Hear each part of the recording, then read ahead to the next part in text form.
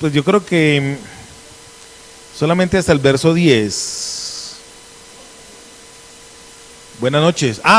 Muy bien, un saludo para todos los que nos van a ver ahora por YouTube y por Facebook.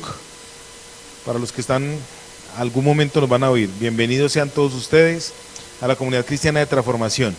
Muy bien, vamos a leer entonces Romanos, epístola del apóstol San Pablo a los Romanos, capítulo 8, versos del 1 al 8. Del 1 al 8. Sí, pero para que el pasaje... ahí solamente está el 1 al 5. Bueno, dejémoslo ¿lo puedes cambiar ahí rápido?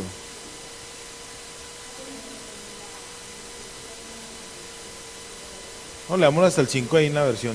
Bueno, en pantalla vamos a leer el texto. Eso. Muy bien, lo que leemos aquí en la versión que leemos en la pantalla es la versión Reina Valera de 1602, pero enseguida la vamos a desarrollar con la Reina Valera del 60. Dice, vamos a leer en el nombre de nuestro Señor y Salvador Jesucristo, con la bendición del Padre. ¿Cuántos tienen la bendición del Padre? Y la unción del Espíritu Santo. Eso. Dice así, ahora pues, eso es hermoso, ninguna condenación hay para los que están en Cristo Jesús. Los que no andan conforme a la carne, mas conforme al Espíritu. Porque la ley del Espíritu de vida en Cristo Jesús me ha librado de la ley del pecado y de la muerte. Porque lo que era imposible a la ley, por cuanto era débil por la carne, Dios enviando a su Hijo en semejanza de carne de pecado, y a causa del pecado, condenó al pecado en la carne, para que la justicia de la ley fuese cumplida en nosotros, que no andamos conforme a la carne, mas conforme al Espíritu. Porque los que viven conforme a la carne, de las cosas que son de la carne se ocupan, mas los que conforme al Espíritu, de las cosas del Espíritu. Palabra de Dios. Muy bien, el texto, el mensaje de hoy lo hemos llamado ¿cómo es? Condenación. ¿Cuál es tu condición? Justificado o condenado. ¿Cuál es tu condición? Justificado o condenado. Muy bien. Para dar una pequeña introducción, no les voy a hablar del contexto del libro de Romanos, ni del tiempo que fue escrito, por ahí en el 70 después del Señor Jesús, nada de eso. ¿Cuál es tu condición? ¿Estás condenado o justificado? Resulta que en la vida cristiana, en el caminar del creyente, según la Biblia, hay tres tipos de personas. Según la Biblia, perdón, no es gripa, es COVID. Según la Biblia, hay tres tipos de personas. Está el cristiano carnal, el cristiano espiritual y el hombre natural. Según la Biblia, hay dos tipos de creyentes, el que es carnalito y el que es espiritual, y el hombre natural. Tres personas. La primera, el natural es aquel que no conoce a Cristo, que no conoce absolutamente nada de Dios, solamente la religión con la que lo criaron como animalito desde chiquitito. Y en la Biblia aparecen dos tipos de creyentes: el creyente carnal, que conoce de Dios, ha tenido incluso un encuentro con el Salvador Jesucristo, pero todavía lo domina su viejo hombre, la vieja naturaleza, la caída, la pecaminosa, la terrenal. Y está el espiritual. Entonces, para los dos aplicaría el concepto de justificación, porque la Biblia dice en el libro de Romanos que nosotros somos justificados por la fe en Jesucristo y por gracia. La justificación es el acto de que una persona es culpable de algo, pero viene otra y toma su lugar. El otro no deja de ser culpable, pero el que viene a sustituir al culpable toma su condenación. Usted y yo somos culpables delante de Dios porque esa es nuestra naturaleza. Pero vino Jesucristo y tomó nuestro lugar. Nosotros seguimos siendo culpables delante de Dios, pero Cristo nos hizo justos delante de Dios. La justicia de Dios aplicó para nosotros. Hemos leído con mi esposa esta semana el Salmo 58. Y en el Salmo 58, Dios demanda de los gobernantes de la nación una imparcialidad en la imposición o en la impartición de justicia. Y ellos se rajan en ese quiz, en esa previa, en esa prueba que Dios les hace. Ellos no saben qué es la justicia. Y dice la Biblia que ellos colocan en la balanza violencia. Entonces, ¿qué es lo que hace que la balanza de la justicia se haga para un lado, según la Biblia? La violencia. Y eso somos usted y yo delante de Dios. Somos violentos, somos agresivos porque casi nunca estamos alineados a la voluntad de Dios. Pero gracias damos a Dios, dice la Biblia, por Jesucristo, porque Él nos está alineando en la voluntad de Dios. Hasta ahí me estoy dando a entender, ¿sí o no? Muy bien. Quería darles esta pequeña introducción porque si usted está en Jesucristo, ¿cómo está? Justificado. Ahora necesitamos saber si esa justificación en la que yo estoy andando me está exonerando a mí o me está haciendo vivir a mí fuera de la condenación. Si yo todavía vivo en condenación o ya estoy viviendo en la libertad a la que nos trajo el Señor Jesucristo. Esta semana que estaba preparando este mensaje y orando por este mensaje, estaba autoevaluándome, me estaba mirando en el espejo en la casa, me estaba afeitando yo me afeito la cabeza, me estaba afeitando y estaba pensando, evaluando, ¿por qué la mayoría de cristianos, la mayoría, no viven una vida victoriosa, no viven una vida de libertad, no viven una vida de gozo, de plenitud, de satisfacción? ¿Por qué la mayoría de cristianos no vivimos esa vida? No tenemos como esa explosión de alegría, ese esbozo de gozo que dice la Biblia que nosotros tenemos. Y Dios me dio la respuesta, porque todavía vivimos muchos en condenación. Todavía mucho cristiano cree que ser un cristiano carnal es el cristiano que ve pornografía, es el cristiano, sí, en parte sí, pero sobre todo el cristiano carnal es aquel que ha invalidado el sacrificio de Jesucristo y en su creencia, en su fe, en su concepto más íntimo, no le ha otorgado al Señor la facultad para que lo empiece a levantar. Y hoy vamos a mirar algunos principios de cómo hacerlo. Vamos a mirar de dónde proviene la condenación y lo que trae a mi vida que no me deja levantar la cabeza. ¿Están conmigo? Muy bien, dice así: ahora pues, ninguna condenación hay para los que están en Cristo Jesús. Esta primera parte a mí me encanta, este texto. Dice aquí: ahora pues, ninguna condenación hay para los que están en Cristo Jesús. La palabra condenación, resulta que la palabra condenación en griego tiene dos aspectos. Uno, catatrina o catacrisis. Las dos aplican. Una es un verbo y la otra es un sustantivo. Catacrisis, las dos aplican, o catatrina. Resulta que la palabra condenación en griego, catatrina, viene de una pena o una, valga la redundancia, condenación de un reo a algo que nunca va a salir. Les voy a explicar. Ustedes han visto cuando en los Estados Unidos, que ya aplica la pena de cadena perpetua, le dicen a una persona: tiene 4 cadenas perpetuas, más 86 días, más 4 horas. Yo nunca entendía eso, pero como después de que uno le digan que con una sola cadena perpetua que tenga ya tiene, ¿sí o no? Pero resulta que la justicia de los Estados Unidos está basada con la mayoría en principios bíblicos, fundamentados y basados según la Biblia. Y me di cuenta que allá aplicaban la pena en condenación no solamente físicamente, sino intelectualmente y almáticamente, o sea, espiritualmente. Nunca yo había podido entender ese tema de tiene 4 cadenas perpetuas, más 4 horas, más 12 minutos, más no sé qué. ¿Quién va a darle esa condena a la persona? Nunca, sí o no. ¿Quién se va a encargar de hacer cumplir esa condena? Nadie.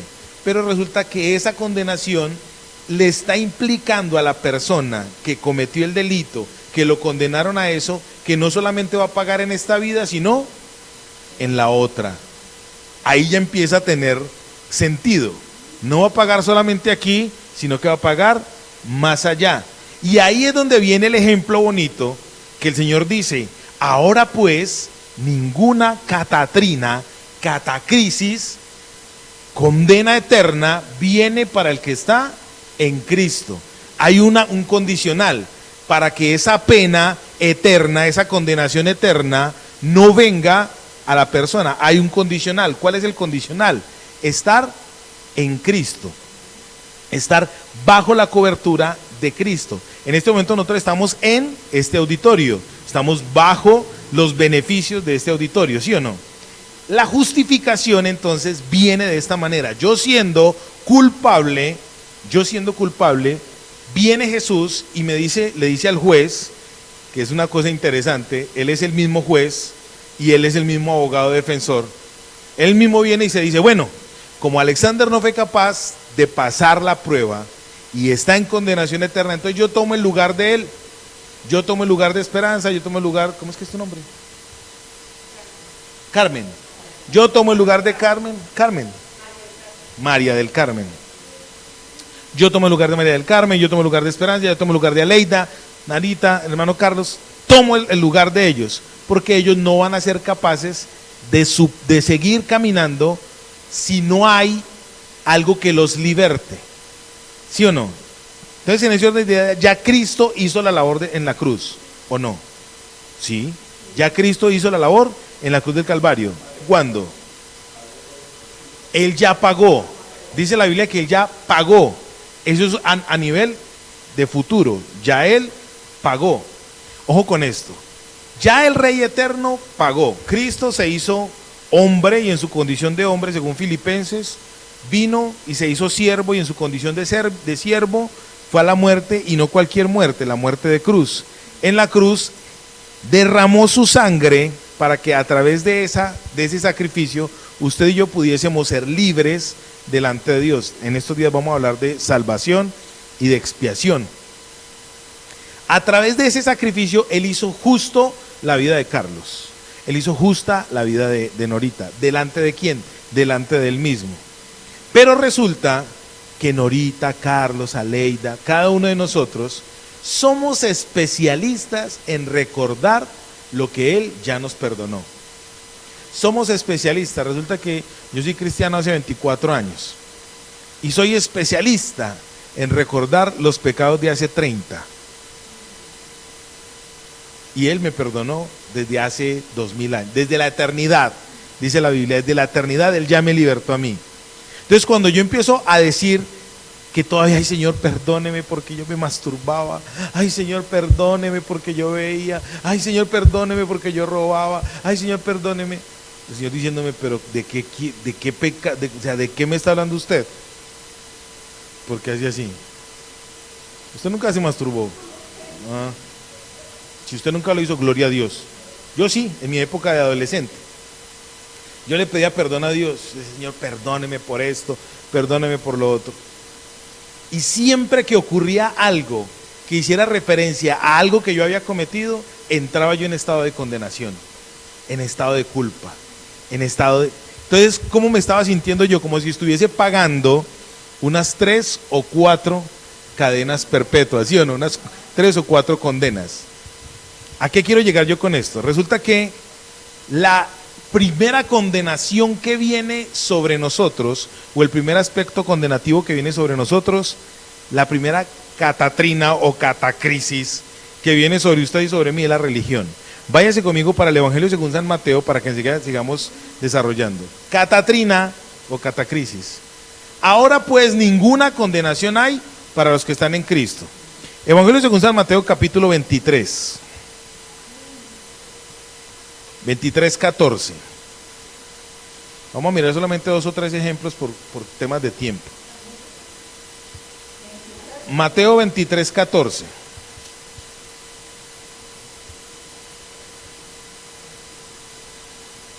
Cuando lo tenga me dice amén.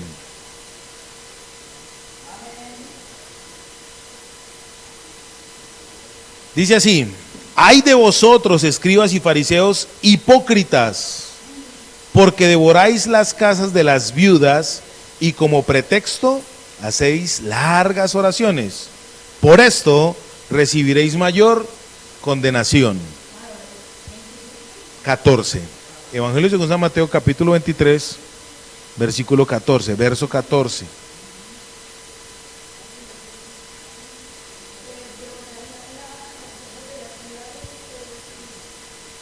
Póngale pues cuidado, en ese tiempo, hace 2000 años, ¿quiénes eran los escribas y fariseos? Eran en el oriente, estamos hablando del oriente porque la Biblia fue escrita en ese lugar. Hay comparaciones que no se deben hacer acá, en el occidente. En el oriente los escribas y fariseos, en el oriente, en Israel, eran los que manejaban la Biblia, la ley. Enseguida vamos a hablar acerca de la ley. Eran los que manejaban la ley, o sea, ellos eran los que le enseñaban a la gente cómo acercarse supuestamente a Dios. Entonces esa gente, cuando dice, el Señor les dice, devoráis las casas de las viudas, resulta, no es que ellos se les metieran a la casa de las viudas, sino que en esa época, y aún todavía, pero en esa época más visiblemente, una de las responsabilidades de los sacerdotes era cuidar a las mujeres que habían enviudado y a las personas que quedaban huérfanas.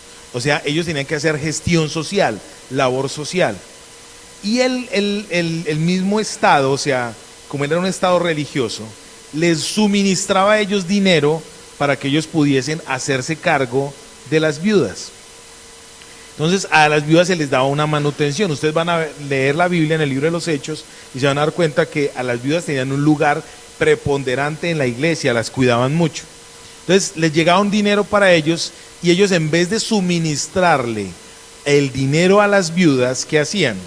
Se lo gastaban. Entonces se devoraban los recursos de ellas. Y entonces, para tapar el hueco, ¿qué hacían? Empezaban a orar.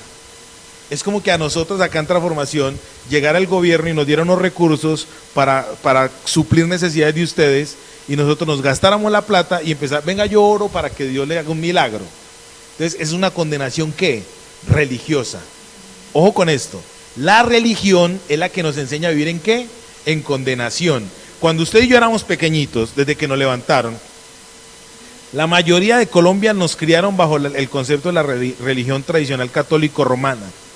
Y entonces nos enseñaron a nosotros el concepto de que usted tiene que hacer cosas para que Diosito no lo regañe. Entonces le decían al niño, mucho cuidado, Fernandito, que si usted se porta mal, Diosito lo está mirando y lo va a castigar. Entonces el concepto con el que lo levantaron a usted y a mí fue un concepto de un Dios ¿qué? Castigador y malo. Que uno no se podía acercar a Dios porque si se acercaba a Dios, ¿qué recibía? Condenación, una pena, un castigo.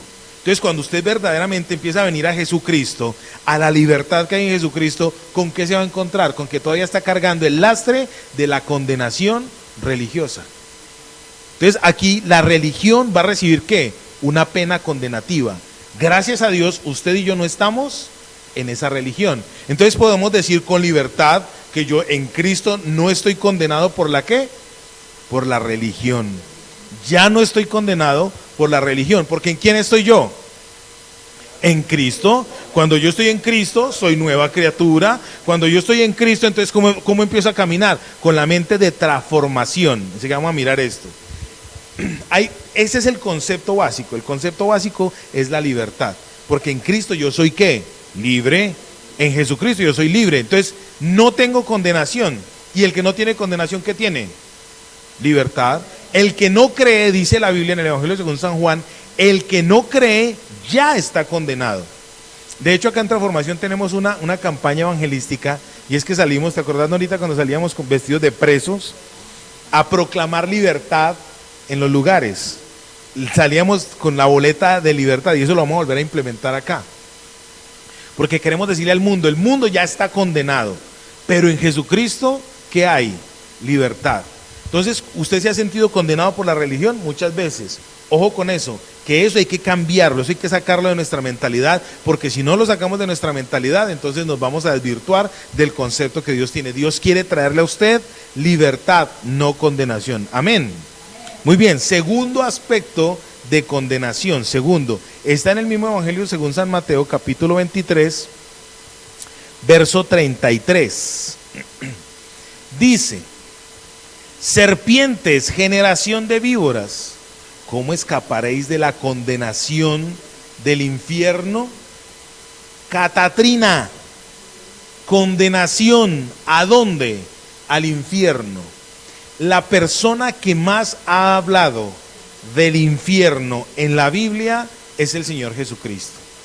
En el Antiguo Testamento ustedes no van a encontrar tan seguido ni tan marcada la palabra infierno, ni lugar de los muertos, ni Hades. No lo van a encontrar tan marcado en el Antiguo Testamento como en el Nuevo Testamento, y sobre todo en los Evangelios, en la voz del Salvador. Él es el que más habla acerca de la condenación del infierno. El Señor Jesucristo habla más del infierno que del mismo cielo. Interesante eso. Él habla más del infierno que del mismo cielo, porque el Señor Jesucristo nos quiere mostrar a nosotros de dónde nos libertó. Habla de las características del infierno: lugar de tormento, lugar de oscuridad, fuego eterno, lugar de condenación, lugar de angustia, lugar de lloro y crujir de dientes, lugar de desesperanza. Habla de todas las características del infierno. Y si usted se pone a mirar, una cosa interesante, si usted se pone a mirar desesperanza, ¿dónde hay desesperanza en este momento? En el mundo. El mundo no tiene esperanza. La gente, ¿cómo anda? Mira, la gente sin esperanza anda buscando en dónde solucionar sus problemas. Si hay problemas económicos, están buscando al pagadiario, al banco, a hipotecar la casa. Si hay cualquier tipo de problema económico, están buscando cómo solucionarlo, porque no hay esperanza. Gente que tiene problemas maritales, problemas de pareja, en la calle, ¿qué hacen? Buscan al psicólogo, buscan al brujo, buscan cualquier tipo de aspecto, porque no tienen ¿qué? Esperanza. No tienen una fuente que les pueda suplir su necesidad. Pero en Cristo, ¿qué hay? Él no hay condenación, ahí hay libertad. Y usted y yo somos bienaventurados porque tenemos la esperanza, valga la redundancia, bienaventurada de estar esperando a Jesucristo. Esperanza es algo que viene. Nosotros ya estamos esperando el día que Él venga, y en ese trajinar y en ese proceso pues ya tenemos la esperanza de que Él nos va a ayudar a solucionar todos nuestros problemas. Usted tiene problemas, sea el que sea, en Jesucristo hay libertad, porque en Él no hay condenación. ¿Están conmigo? Número 1, condenación religiosa. Número 2, condenación infernal. ¿De esa nos está librando el Señor? Sí. Amén. De esa nos está libertando el Señor. El tercer ejemplo, Evangelio según San Lucas, capítulo 23, verso 40. Evangelio según San Lucas. A mí este pasaje me encanta, el de Lucas. Lucas 23, 40. Lucas 23, 40. ¿Ya lo tienen? Está el Señor Jesucristo con los dos ladrones. No me pregunte los nombres, que siempre se me olvidan. Yo soy Demas o Dumas, no sé cómo llamarlos, y el otro. Están los dos.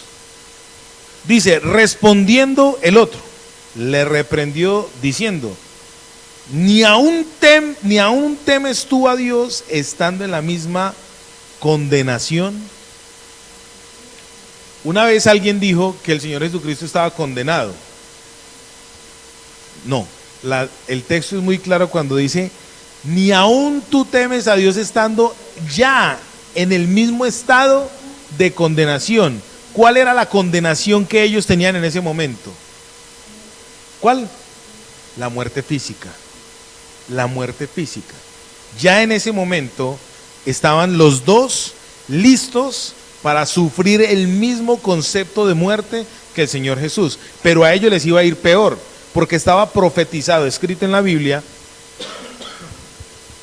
que el Señor Jesucristo simplemente iba a derramar simplemente no, que Él iba a derramar su sangre en la cruz del Calvario, pero que sus huesitos no iban a ser quebrados. A estos tipos sí les quebraron los huesos. Estando ahí, crucificados, colgados, a ellos les iba a ir mucho peor. A mí me encanta este texto, porque ese es el texto que relaciona a esos dos ladrones, a esos dos condenados, con toda la raza humana. hay dos tipos de personas: el que es creyente, que ya está moribundo, y el que no es creyente aún estando moribundo. Y el que estaba moribundo, ya con esperanza de vida, le dice al otro: usted en esa condición ya de la misma muerte y no le cree a Dios. ¿Cuántas personas hay en este momento en el mundo que ya están prácticamente echados en el infierno? Mira, yo conozco gente que dicen: no, yo ya estoy mal, yo ya me morí, ya me fui. Una vez vi un testimonio no, una anécdota de Kiko, el comediante del Chavo, que cuando él fue a visitar a don Ramón, cuando don Ramón estaba con cáncer en el hospital, ya a punto de morir, y dice la anécdota que lo abrazó, el tal Kiko abrazó a don Ramón y lloraron. Y entonces que llega don Ramón y le dice a Kiko: no llore, cachetón, que allá nos vamos a ver. Entonces Kiko le dijo: ¿a dónde? Allá arriba. Y don Ramón le dijo: no se haga el tonto, allá abajo. Hay gente que ya saben para dónde van, pero como les gusta vivir en condenación, son especialistas en abrazar la condenación, no entienden la libertad que hay en Jesucristo. ¿Usted todavía está en ese tipo de condenación? ¿Usted será de que todavía es de los que piensa que no, ya definitivamente yo como que no tengo remedio? Santo de Dios, miren, la Biblia dice: mientras haya vida, hay esperanza. ¿Qué tiene que ver entonces, pues, el que hayan dos tipos de creyentes, el carnal y el espiritual? Que según Romanos capítulo 8, el que es carnalito, ¿qué alimenta? La carne, sus deseos, con sus pasiones desordenadas. Ya voy para allá. ¿Cuáles son esos deseos? Póngale pues cuidado. Le coloqué primero el ejemplo de la religión, le coloqué segundo el ejemplo del infierno, y le coloqué tercero la condenación de la vida, o sea, de la exposición a la vida. ¿Cuáles son los deseos de la carne, de los que dice la Biblia que alimenta? Es muy sencillo de escuchar, de buscarlos. ¿Cuántos de los creyentes que hay aquí conocen el texto de Gálatas capítulo 5, verso 19? ¿Sí o no? ¿Ustedes lo conocen? Ya se los voy a leer. Gálatas capítulo 5, verso 19.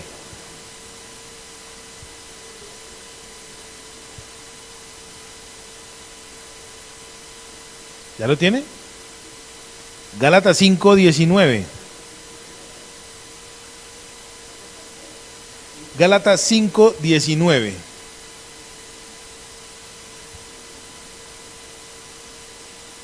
¿Ya, Carmen?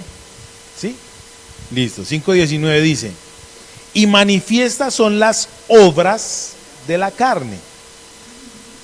Y empieza, que son adulterio, fornicación, inmundicia, lascivia. No vamos a entrar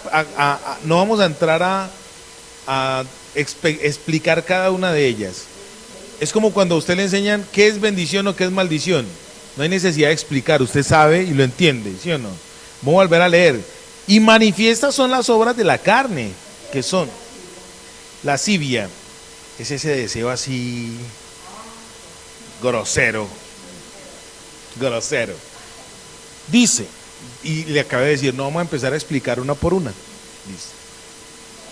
Adulterio, fornicación, inmundicia, lascivia, idolatría, hechicerías, enemistades, pleitos, celos, iras, contiendas, disensiones, herejías, envidias. Eso casi la gente no sufre de eso aquí. Homicidios, borracheras, orgías y cosas semejantes a estas, por las cuales yo amonesto, ¿sí o no?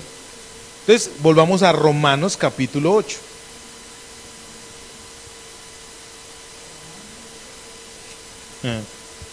Romanos capítulo 8 dice: ahora pues ninguna condenación hay para los que están en Cristo Jesús. Usted no va a ser condenado ni por la religión, ni en el infierno, ni por la muerte. ¿Cuántas personas, cuántos cristianos hay que aún le tienen miedo a la muerte? Mira, a mí me han invitado durante mi vida pastoral a muchas exequias, a muchas. De hecho, a mí me tocó oficiar las exequias de mi mamá cuando mi mamá falleció. Y yo siempre llevo este mensaje a las exequias. El concepto de muerte que usted y yo tenemos es un concepto equivocado. El concepto de muerte que usted y yo tenemos es cesar de existir. Ya, hasta ahí fue. Pero resulta que ese no es el concepto bíblico de muerte. En la Biblia, la muerte es sinónimo de separación. De hecho, la muerte habla de separar, de seccionar, de diseminar, de hacer diferente. El concepto de muerte es separar. Por eso la Biblia dice que cuando yo estoy sin Cristo, estoy muerto en delitos y pecados. O sea, estoy separado de Dios, alejado de Dios, porque ¿en qué estoy viviendo? En condenación, en pecado. Estoy viviendo ya directo a donde Dios quiere que yo no vaya, que es el infierno. O practico lo material. Alejado de Dios, alejado de Dios. Así es.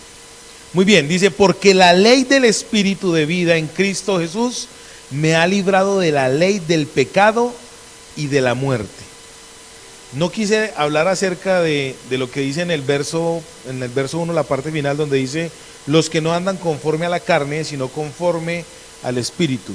¿Por qué no quiero hablar de eso? Porque hay una serie de interpretaciones acerca de ese texto. Entonces yo no quiero que de pronto los que nos ven por YouTube nos empiecen a decir que teológicamente estamos equivocados. Dice, verso 2, porque la ley del Espíritu de vida en Cristo Jesús me ha librado de la ley del pecado y de la muerte.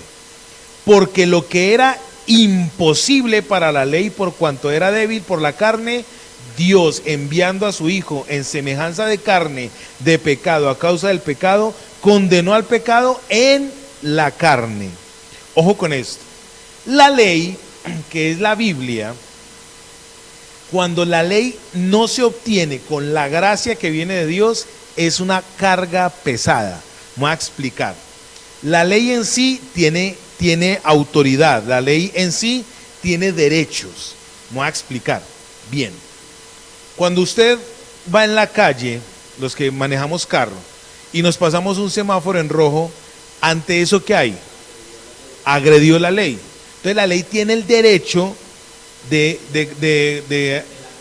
la multa, tiene derecho de instigarme a mí para que yo pague o me redima de alguna manera, ¿sí o no? Entonces la ley bíblica tiene el derecho de decirme a mí lo que yo realmente soy. Idólatra, lascivo, mentiroso, que le gustan los chismes, que es envidioso, todo lo que dice la Biblia que yo soy en mi esencia. Nadie, absolutamente nadie puede decir que ay, no, yo no cumplo ninguno de esos requisitos. No, todos los tenemos. Lo que pasa es que algunos los alimentan y otros no los alimentan, pero que los tenemos, porque ¿dónde está? En la carne. Pero resulta que la gracia tiene poder. La ley tiene ¿qué? Derecho, pero la gracia tiene poder, porque el poder es lo que transforma. Cuando el apóstol Pablo está diciendo, ahora pues ninguna condenación hay para el que está en Cristo Jesús, está elevando un elemento o un argumento lógico para yo no poder vivir en lo contrario. Él está arrojando un elemento lógico para yo poder decir, yo no puedo vivir más en eso, porque ya en él cambia mi manera de pensar. Él no está diciendo, ahora pues habrá un poquito de condenación. Ahora pues habrá de pronto menos condenación. Si usted está en Cristo y es medio carnalito, o sea que de pronto adultera, o sea que de pronto es lacidivinoso, o sea que de pronto es irascible, porque eso se ve en el pueblo de Dios. Usted es medio pecadorcito. Entonces si usted es medio pecadorcito, entonces es menos condenadito. No, el apóstol Pablo, la Biblia no está diciendo que usted es menos condenado. La Biblia dice que con un elemento lógico su mente es transformada. Y si usted empieza a andar en el Espíritu, lo primero que empieza a eliminar es la condenación. Una de las herramientas favoritas de Satanás para coger al pueblo de Dios y azotarlo y tirarlo a la lona es la condenación. Por eso el Señor dice, ninguna condenación hay para el que está en Cristo Jesús. Porque usted y yo somos especialistas en abrazar la condenación. Y enseguida les voy a decir de dónde viene. Cuando dice la Biblia, si usted es transformado por medio de la renovación de su entendimiento, entonces usted va a alimentar el Espíritu. ¿Y cuando usted alimenta el Espíritu? Cuando le da la espalda a la carne. La alimenta menos. Aborrecer las obras de la carne es alimentarlo menos.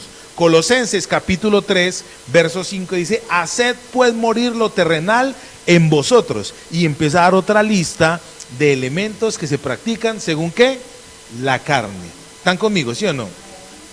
Entonces la ley tiene derecho, la Biblia tiene derecho en mostrarme el pecado. Pero ¿qué es lo que realmente tiene el poder de cambiarlo a usted y a mí? La gracia. Porque es a través de la gracia de Jesucristo que yo soy justificado. Es a través de la gracia de Jesucristo que yo soy redimido. Es a través de la gracia de Jesucristo que yo soy santificado. Yo no puedo ser santo por mí mismo. Yo necesito que la santidad de Dios venga a mi vida. Esas son las buenas noticias del Evangelio. Usted y yo, ¿qué tenemos que hacer? ¿Alimentar qué? El Espíritu. Ahora, ¿cómo se alimenta el Espíritu? Gálatas. Sencillo, váyase otra vez para Gálatas. Gálatas capítulo 5,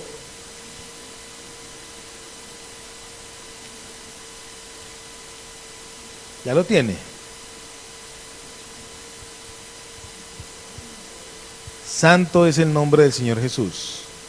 Gálatas capítulo 5, verso 22 dice, mas el fruto del Espíritu es amor, gozo, paz, paciencia, benignidad, bondad, fe, mansedumbre, templanza.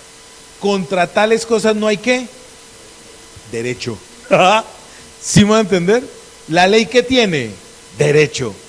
Pero cuando usted se deja guiar por la gracia que es el amor, por la gracia que es el perdón, por la gracia que es la mansedumbre, la templanza, ante eso ¿qué hay? No hay derecho. Lo que hay es poder. ¿Están conmigo? Lo que hay es poder.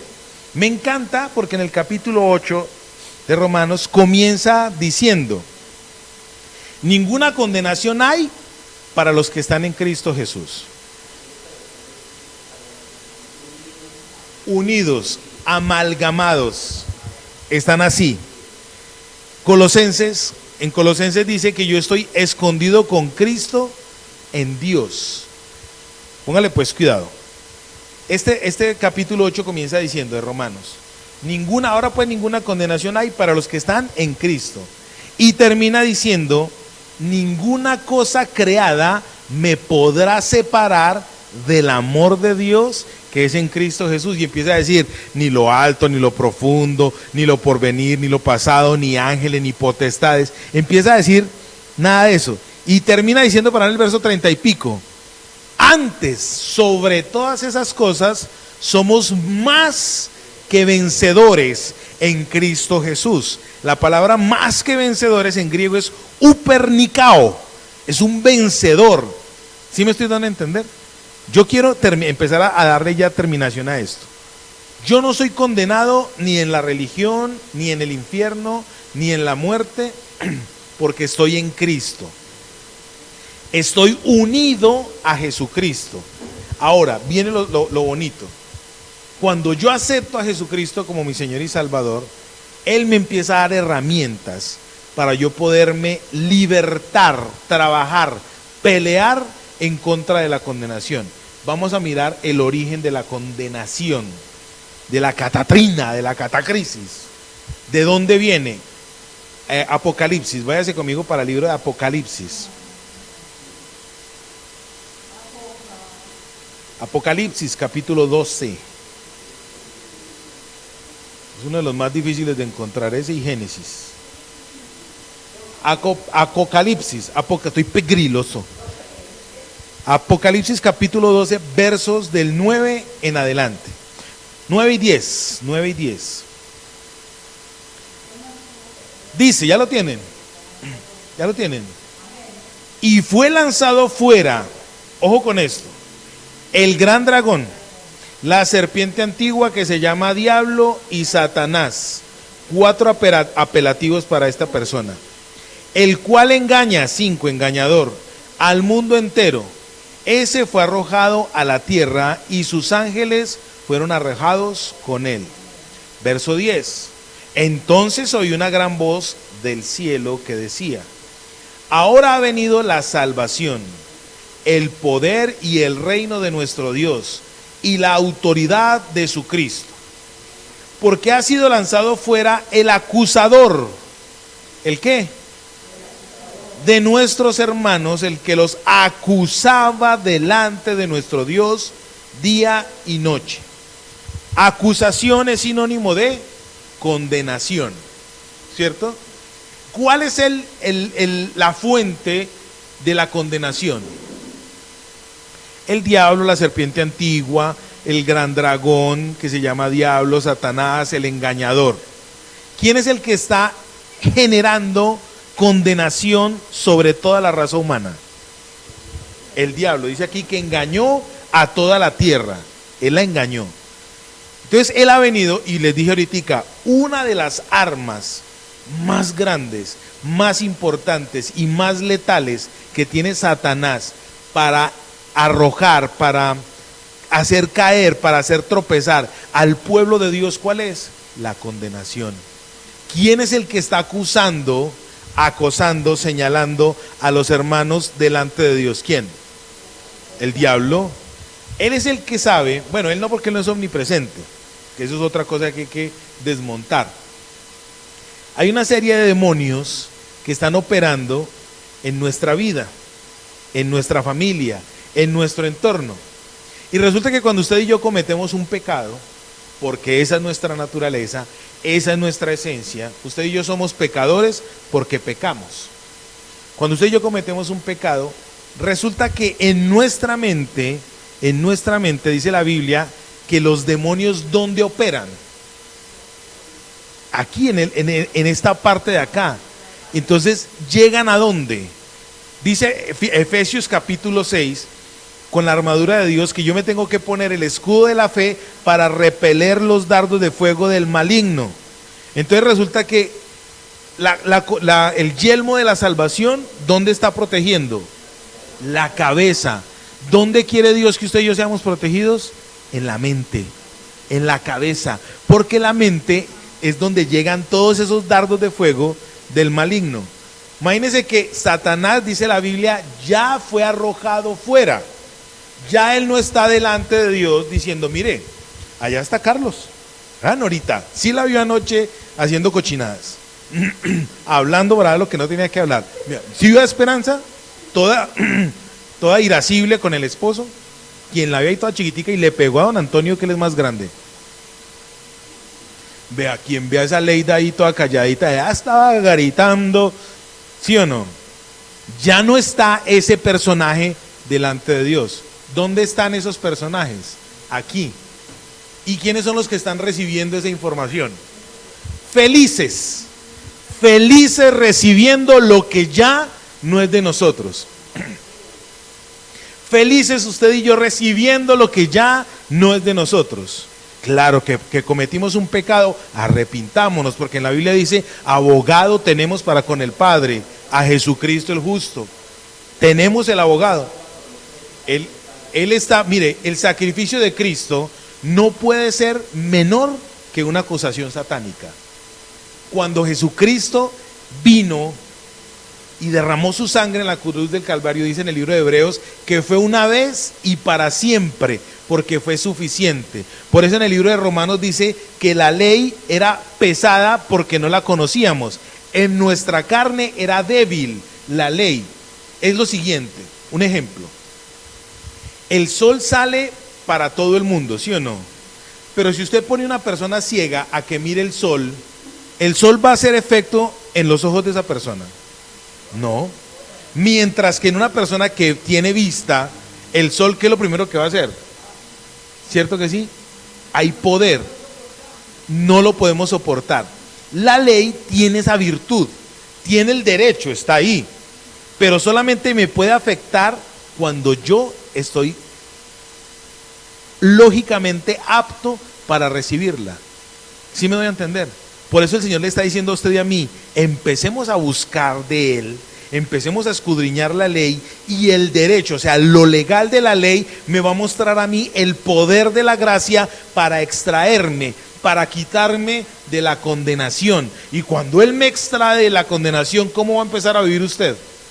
Su cosmovisión va a empezar a cambiar absolutamente, porque la religión, ¿qué va a hacer? Te condena, y la religión incluye también la iglesia cristiana, porque somos especialistas en ser religiosos. La condenación incluye también la eternidad en el infierno, la muerte física.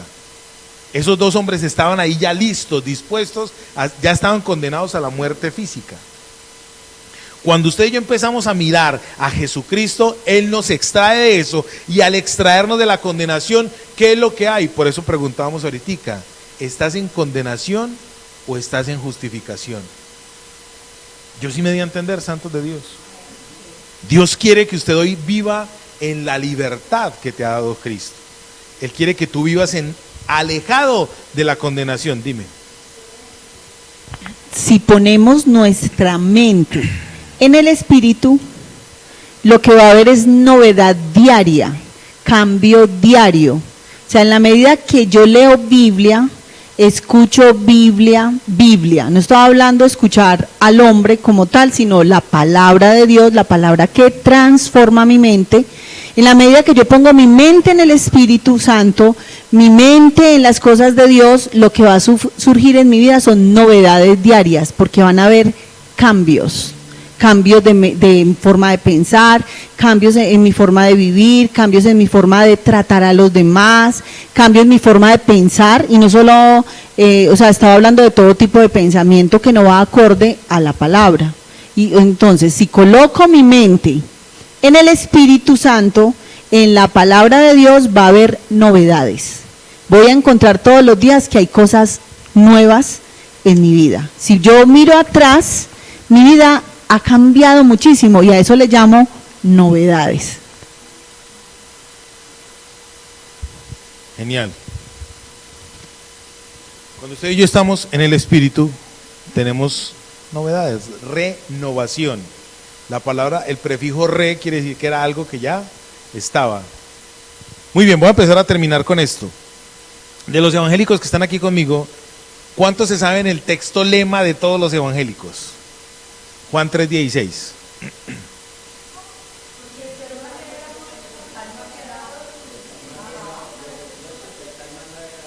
Amén.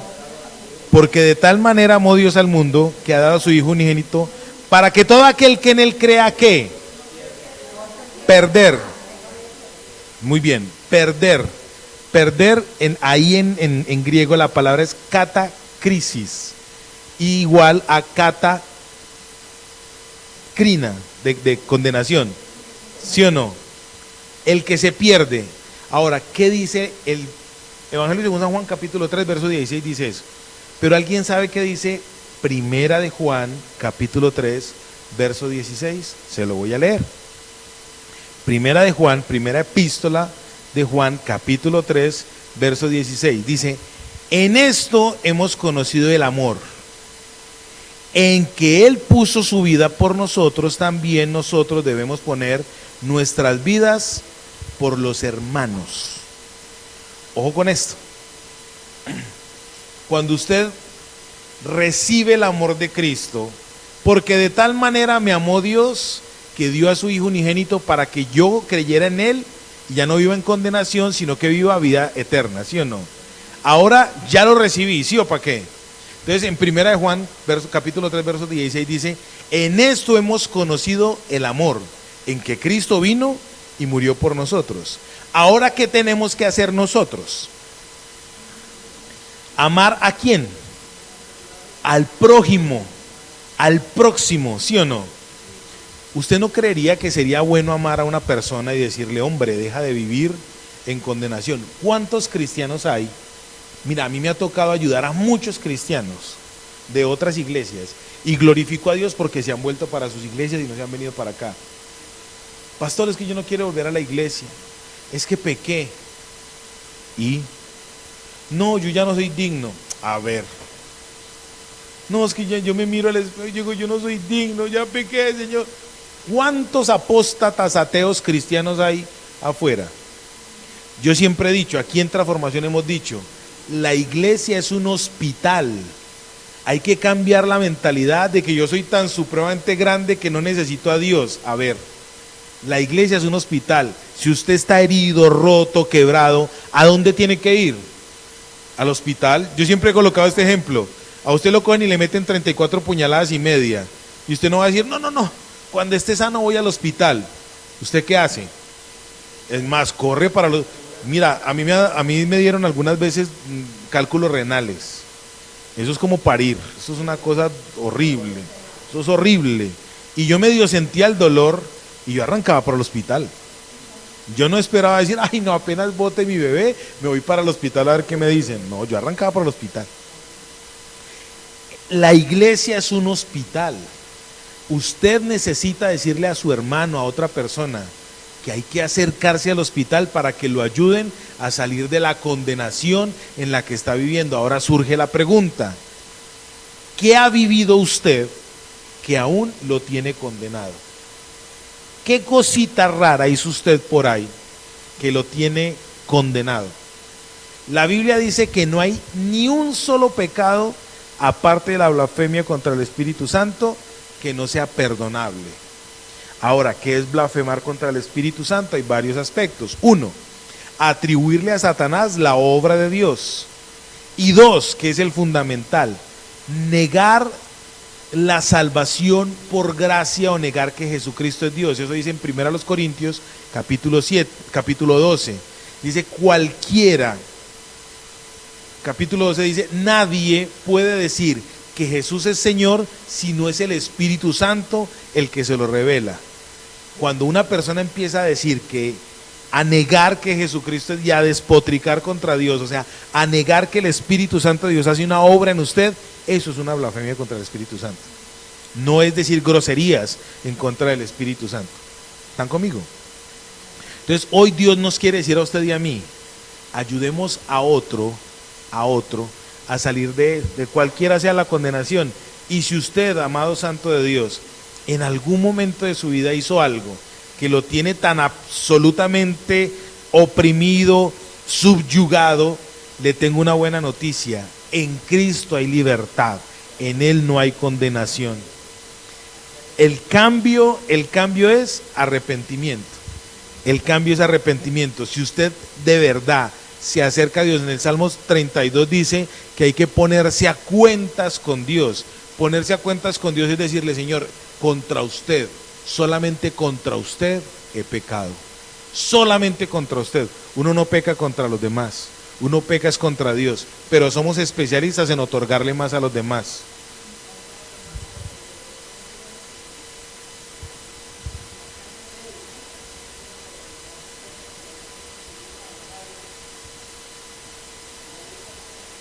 Claro, la ira es eso. Pero mira, en el mismo libro en el libro de Efesios, dice, airaos, y después dice, no se ponga el sol sobre vuestro enojo. Entonces, ¿qué es no pecar cuando usted está airado? Es no dejar que el tiempo pase con su enojo en el corazón. Airaos, pero no pequéis. ¿Y cuál es el pecado? No dejar que el sol se ponga sobre el enojo. O sea, a mí me puede dar ira, claro, ¿quién dijo que no? Yo soy humano, la ira es una emoción, está en el alma, eso es normal. El problema está en que pasa el día y yo no pido perdón, no soluciono, no reconcilio, nada, dejo la cosa así. Pasó un día, pasó otro día, eso se le convirtieron a usted en raíces de amargura. Y más adelante usted está enfermo, no tiene buena relación, no sabe que por qué será, Dios mío, por qué será, pues hay que empezar a introyectar. El pecado en sí, ¿cuál es? No sanar, no reconciliar. Usted se puede airar, ¿quién dijo que no? No, usted puede pegarle a Antonio. Lo que no puede es dejar que el sol, no mentiras, de verdad que me están grabando. Usted se puede airar, pero el asunto es reconciliar. El asunto es volver a establecer la buena relación. El pecado está en no dejar, en dejar que pase, y que se postergue la ira, que se postergue el enojo. El pecado está en eso, porque eso se va volviendo como una callosidad en el corazón.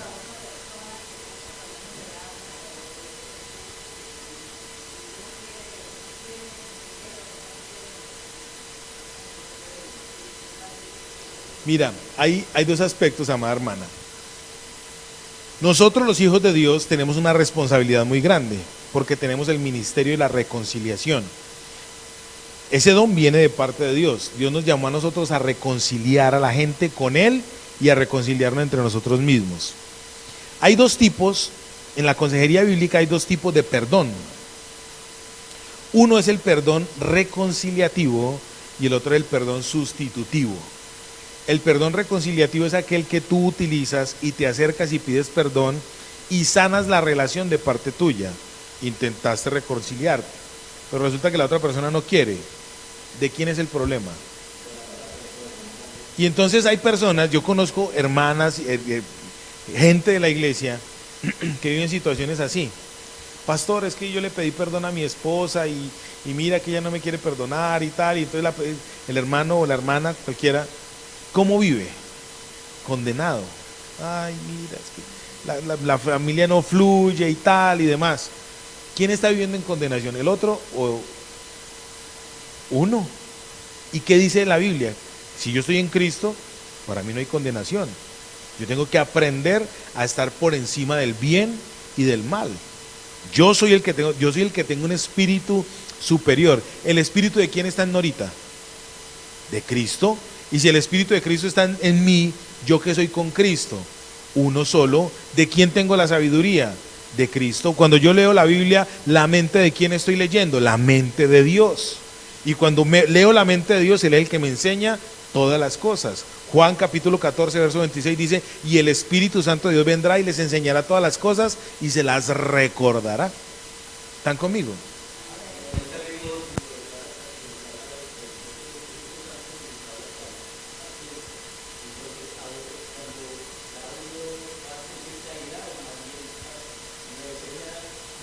Exactamente.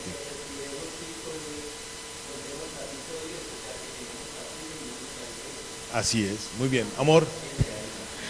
Como estás hablando de condenado o justificado, el justificado vive conforme al Espíritu. Y vivir conforme al Espíritu es buscar mejor calidad de vida para otros en vez de cumplir un mandato. La palabra dice, pero el Espíritu me enseña que cómo hacerlo. Entonces, cuando el Espíritu está en mí, yo voy a buscar que el otro esté mejor. Voy a buscarle calidad de vida. Hay muchos ejemplos pues que podríamos colocar en los empleos. En alguna parte leí que las personas que trabajan en los hoteles, manteniendo los hoteles limpios, que cocinan en los restaurantes, hacer las cosas bien hechas, porque las personas que están haciendo uso de ese servicio tengan mejor calidad de vida. De pronto, en el momento que está una persona en un hotel tendiendo una cama, lavando un baño, orando, si somos creyentes, como el Espíritu, vivimos conforme al Espíritu, yo quiero que esa persona cuando entre a ese lugar no tenga pensamientos si está solo, si entra en ciertas condiciones que no debe entrar, se sienta que debe cambiar, que pueda tener un sueño si no ha dormido, o sea, orar por ese lugar. Entonces es nosotros conforme al Espíritu que hacemos, buscamos dónde estamos, que en el empleo, en el lugar donde estamos, la gente tenga mejor calidad de vida. En el hogar, ¿cómo es? Mi hijo, estamos aprendiendo. Entonces, la ley esclaviza, la ley me dice, tienes que. Entonces, la gente la religión, ¿cómo lee la Biblia? Con derecho. Usted tiene que cumplir, ¿sí? La ley esclaviza porque tenemos que cumplir. Usted tiene, y eso duele.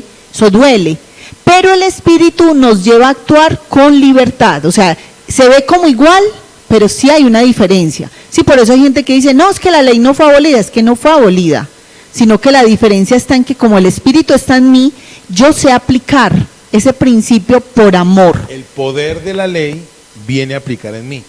Termino con esto. Porque no envió Dios a su Hijo al mundo para condenar, catacrina, al mundo. No lo vino a condenar, sino que vino al mundo para que el mundo sea salvo por él. ¿A qué vino Cristo? A traerme salvación, no a condenarme. Por eso aquí en Transformación le decimos a usted, no reciba condenación. Ni de los religiosos, ni de nada, no reciba condenación. Ahora, si usted está incurriendo en un pecado, pues arrepiéntase. Arrepiéntase, o sea, no estamos diciendo que hay libertinaje. No, que arrepentirnos. Si usted está incurriendo, si yo estoy incurriendo en algo reiterativo, practicando, dice, y manifiestas son las obras de la carne. Si yo practico cualquier cosa de esa, soy un cristiano carnal. Pero si yo dejo de practicar eso, ¿quién viene a mi vida? La salvación del Señor. Así es, simple.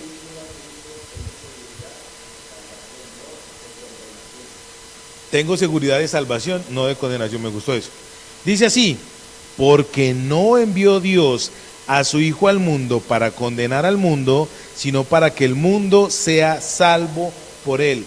Juan capítulo 3, verso 17, está después de, porque de tal manera amó Dios al mundo, que dio a su Hijo unigénito para que todo aquel que en él cree no se pierda, mas tenga vida eterna.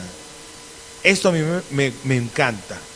Mi Señor me amó tanto que Él mismo vino para salvarme a mí de la condenación eterna. Y en su condición de hombre, esclavo, y así sucesivamente. Deudas por nuestras culpas. Ese es mi Señor. Padre, yo te doy gracias, Dios mío, en el nombre de Jesús. Gracias, Señor, porque yo ya no vivo en condenación. Yo ya vivo en la justificación que es en ti. Y como no vivo en condenación, no alimento la carne, no alimento las obras de la carne. Como no vivo en condenación, no recibo ningún mensaje diabólico, no recibo ningún mensaje que venga a atentar contra mi integridad emocional, espiritual ni física. Yo ya no recibo, Dios mío, todos aquellos mensajes que me hacen sentir menos o que me hacen menoscabar. Señor, en el nombre de Jesús, hoy proclamamos que en ti, Señor Jesucristo, somos más que vencedores. Y en ti, Dios mío, podemos vivir con el fruto que viene de ti, que proviene de ti. Amor, gozo, paz, paciencia, benignidad, bondad, fe, Señor. Templanza, mansedumbre. Todo aquello que proviene de ti, Señor, que es lo que trae libertad. Yo te ruego, Dios mío, que sobre esta tu congregación, sobre Transformación, Dios mío, venga ese espíritu de transformación que solamente trae la gracia. Oramos, Dios mío, por nuestra hermana Diana, que está allá en España. Oramos, Dios mío, para que la otra semana que ya vuelve, tú la traigas en bendición en el nombre de Jesús. Oramos por la sanidad de la hermana Cielo. Señor, que tu mano poderosa venga sobre ella. Oramos por la sanidad física del tío, Señor, que el problema que él tiene en la afección de los bronquios, Señor, proclamamos la sanidad que proviene de ti, Dios mío, en el nombre de Jesús. Gracias por todos y cada uno de los miembros de Transformación. Los bendecimos, Señor, y proclamamos sobre esta congregación la prosperidad que viene de lo alto en Cristo nuestro Señor y Salvador. Amén. Señor, nos vamos de este lugar, pero nos vamos de tu presencia. Amén y amén.